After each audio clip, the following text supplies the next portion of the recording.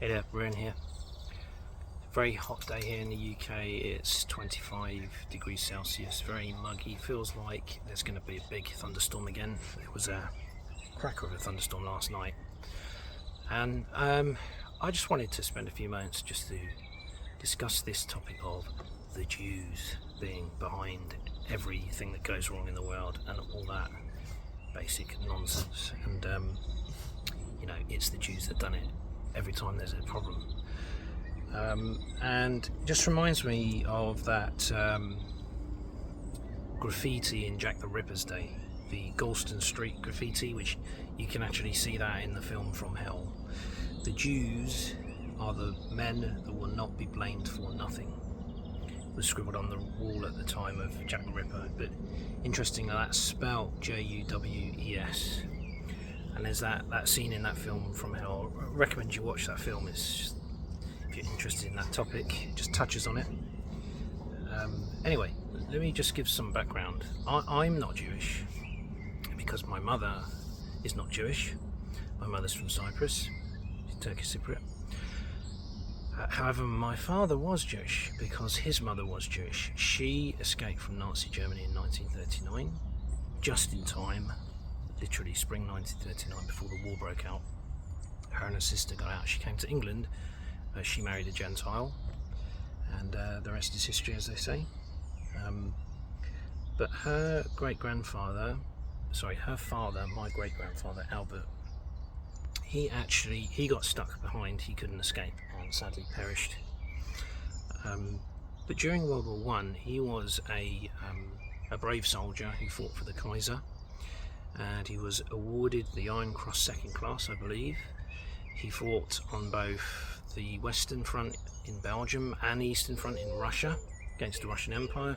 He was shot twice and nearly died. Once was saved by his helmet, and another time saved by his tobacco tin, as the story goes, and that tobacco tin still survived in the family for a number of years, though it's gone missing now, but had a big hole in it where that had saved his life from that bullet. So he fought bravely for Germany in World War I. How they ended up in Germany was, as far as we know, they come from the tribe of Levi, and a mix of Sephardic, Spanish Jews, and Jews from Rome. But the Spanish side had to flee Spain in the Middle Ages because of the Spanish Inquisition. So they wound up in Germany in the Middle Ages, and they had to change their name to a Germanic sounding name, otherwise they would be threatened with being given like a demeaning surname. So the family surname was Rosenthal, which means Valley of Roses.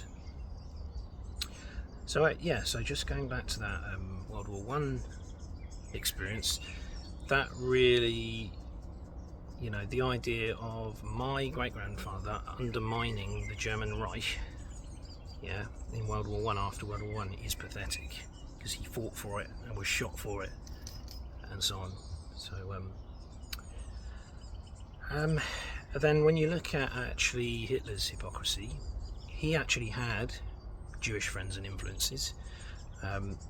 His mystic, Hanussen, you can look him up, Hanussen, was influential to Hitler in his early years in the 30s, late 20s, 30s, I guess. Hitler later had him killed because he knew too much, but he was the guy that basically, Hitler's clairvoyant. The inventors of Zyklon B, they drew on the work of Fritz Haber. That just shows you just how sick the Nazis were, really, using something invented off the back of works by a Jewish scientist, Fritz Haber, and then using that chemical product, to gas the Jews and all. Airfield Marshal Edward Milch, some definitely Jewish, some say full-blooded Jew, was Ayrianised by Hermann Goering, I guess. Obviously Hitler would have known about that. Hitler's superior officer from World War I, Hugo Gutmann, who recommended Hitler for the Iron Cross, who Hitler said was a good Jew. He actually helped him escape persecution. I think he escaped to America or somewhere with the Nazis' help. He wouldn't let the SS touch him, regarded him as a good Jew, and so on. And you can read more on that topic in the book Hitler's Jewish Soldiers by Brian Mark Rigg, with examples of many other Jews who Hitler chose to Aryanize and escape persecution. There's also theories around maybe Hitler himself maybe being descended from a Rothschild as a bastard son or bastard grandson of the Baron Rothschild from Vienna. Who knows? And of Eva Braun being an Ashkenazi Jewess based on the strands of her hair, and DNA analysis on that. Don't really know if that's true or not, but it wouldn't surprise me. If you look up the Baron Rothschild of Vienna and how Himmler treated him, facilitated his escape, that is a fascinating story of itself, the link between the Nazis and the Rothschilds there. There's no smoke without fire, like the sayings go. Yeah, there have been very powerful, corrupt elite Jews who have wielded influence.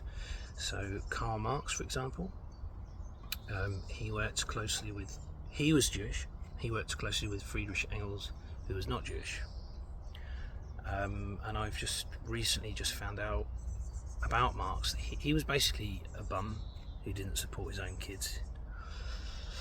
But there were people who countered him. So yes, you had like the Marxism and Bolshevism, communism on one side, but then you had other brilliant-minded Jews like Ayn Rand, who came up with objectivism, and she absolutely loathed and hated communism and escaped it.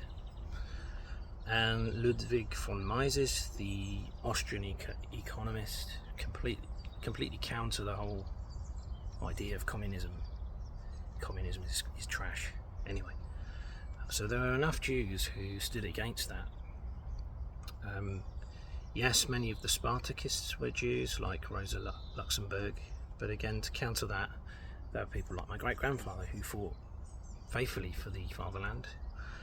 People like Fritz Haber, who was behind the whole German warfare program in World War I, who Hitler offered a job, which fortunately he refused. He ran away to Switzerland, where he died of a broken heart.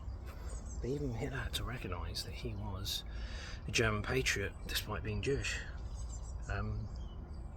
Yet no smoke without fire. Yes, there are the Rothschild, powerful people like that. People say, they've done bad things and that. What we have to remember on that point is that with the Jewish bankers, it's a historical thing, because Jews were invited by Christian monarchs in the Middle Ages to become their bankers, because the Christian monarchs wanted to keep their hands clean of usury, lending with interest, which supposedly was forbidden. So, in the Christian world at that time. So instead, they just got the Jews to do their dirty work. So they were placed in those positions. It's the thing to understand. Again, just looking at the history of Louis Nathaniel de Rothschild, the Austrian Vienna Rothschild, and how the story, coming back to that story of how the Nazis provided him with safe passage and helped him to escape. Didn't kill him, although some of his relatives were killed. But from the Rothschild archive, what was I going to say? Apparently he actually supported the Austro-Hungarian war effort as a banker during World War I. But yeah, let me just quote from the Rothschild archive. Choosing to remain in Austria, Louis brazened out the machinations of the Nazis in continental Europe after the Anschluss of Austria to Nazi Germany in March 1938. He was arrested at the airport at Aspen and held for ransom by the Nazis. Imprisoned until July 1938, his property and assets were placed under control of a German commissioner. While imprisoned, he was visited by Heinrich Himmler. Louis apparently impressed the SS leader, who immediately ordered that the Baron's prison conditions be improved with better furniture and sanitation facilities. Despite appeals from the British royal family, Louis was later held under house arrest in Vienna's Hotel Metropole while the German government attempted to expropriate his business concerns and personal fortune. Louis was released only after lengthy negotiations between the family and the Nazis and upon payment of $21 million, believed to have been the largest bail bond in history for any individual. On his release in July 1939, Louis headed for the USA, where he eventually became an American citizen. So it's just a fascinating story, but the bottom line is he was allowed to safe passage out. So it just leads me to wonder what exactly was connection between the Nazis and Rothschilds exactly. There's more to it, isn't there? And it's important to point out, whatever your view on the Rothschilds, you know, not all Jews are Rothschilds, just like not all Americans are Bill Gates. You know, there's other names. Yes, there's other names like this, like Soros and Maxwell. But there's also many non-Jew elite names, family names like Bill Gates, the Bush family, the Clinton family, the Vanderbilt family, the Rockefeller family, and many others who are not Jews. So again, that kind of counters that argument. But yeah, without a doubt, there are many Jewish elites in the mix. What about Holocaust deniers? Well, in my view, these are just idiots who make it up as they go along. I had an uncle who fought in the Wehrmacht. His name was Gunther, and I met him. He worked for Siemens for many years after the war. He had a big dent in the side of his head where he'd been hit by a shrapnel wound, fighting on the Russian front, I believe. He was only a quarter Jewish and was my grandma's cousin, hence why he was deemed Aryan enough to fight in the German army, but he did have Jewish blood. Anyway, he saw all the atrocities with his own eyes. I met him in the 90s. You know, and even my grandma herself witnessed atrocities leading up to her escape in 1939 in her own hometown. In her memoirs, there's stories of a doctor who was chased naked through the town, then put in a sack with loads of bricks. The sack was tied up, he was thrown in the river and drowned. Another example she gives in her memoirs is a man being held by his legs over a bonfire, a baby being kicked around by some SA stormtrooper psychos, newborn baby they were playing football with, that baby. So she saw the atrocities while she was still there, even before World War II, and of course her father's shop window was smashed in the Kristallnacht, just like all the other Jewish businesses were vandalised. So she saw it with her own eyes. As for what happened during the war, well, what happened to all these millions of Jews then? Where are they? Where are my grandma's parents or her cousins who got stuck in Germany, couldn't escape? If the Holocaust didn't happen, what happened to them then? And what about there's just too much evidence that this took place. What about the British, American and Soviet soldiers who liberated the camps and filmed what was going on, saw everything? They're witnesses of it, and plus the Nazis' own records, plus what Hitler himself predicted he would do in Mein Kampf. So yeah, people who choose to deny that happened there, sailing on that long river in Egypt called denial. They're just, I think, idiots just to even say that. But it is a fascinating thing, isn't it? There are many high-up Jews in high-up positions in, say, in pharma, for example. Bourla and Mikhail Dalston for Pfizer, Dr. Tal Zaks for Moderna, Hugo Hagen, I think, is Jewish, Bayer is an interesting one. Bayer was basically IG Farben in the Holocaust, so